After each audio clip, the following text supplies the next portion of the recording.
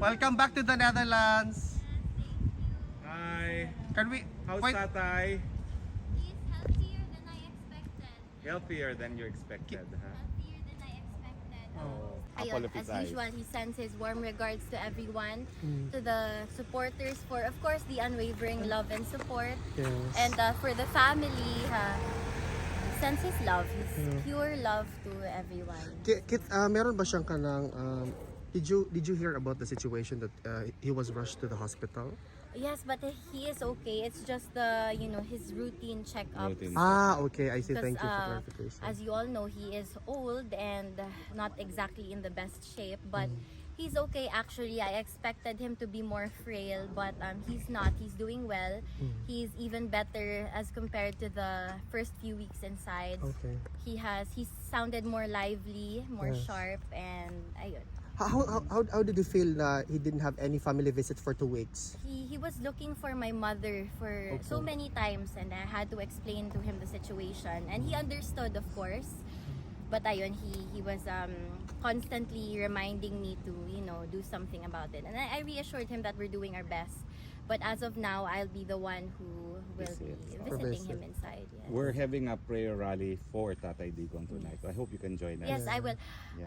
Ano lang kasi I'm busy with my studies Yes, also. So okay. let me just finish everything and I will be there tonight. I Yes. cannot promise that I'll be early, but Sure. I will try, of course, to We'll be there. pass by. Yes. Kit, last question lang talaga. What's the biggest difference from the last time you visited him and right now? I'll be honest with you, not much.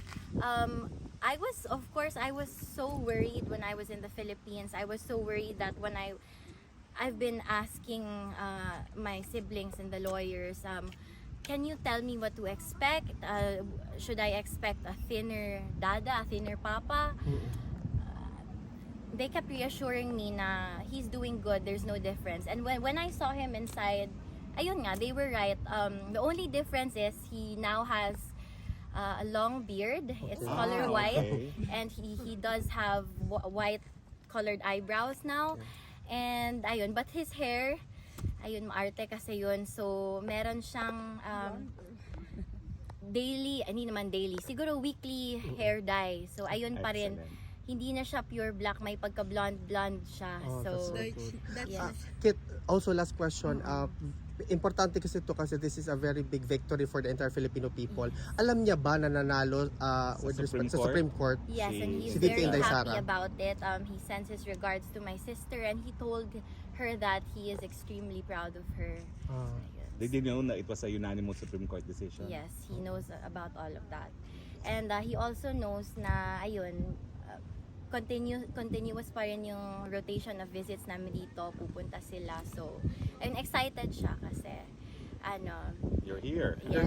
Exactly. Ako muna, of course, for Yeah. now. And, You look so ayun. beautiful, Kitty, actually. Thank you. I'm sorry guys, you really have to Yeah, go. one more Okay. question, very last lang, Kitty. What was the first question na tinanong niya sa'yo when she saw you? When he saw you, sorry. Actually, it wasn't a question. He said, ang laki ko na daw. he did in a way na A woman, lumapad ako. yeah. But I think he You grew taller.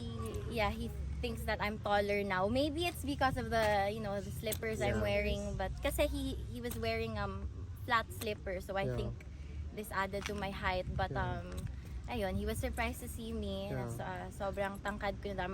Almost his height. Oh. Kasi ako yung pinakamaliit sa amin. But he was happy to see na I was growing. I mean, I'm not growing anymore, but that's He what knows thought. you're here Yes. 4 times a week for Yes, him. yes. Kitty, welcome back to the Netherlands. Yes, It's thank good to you so see you. much. And See see you you later, later. ha? Yes, thank you. Mabuhay ka, Bye. Kitty. Yan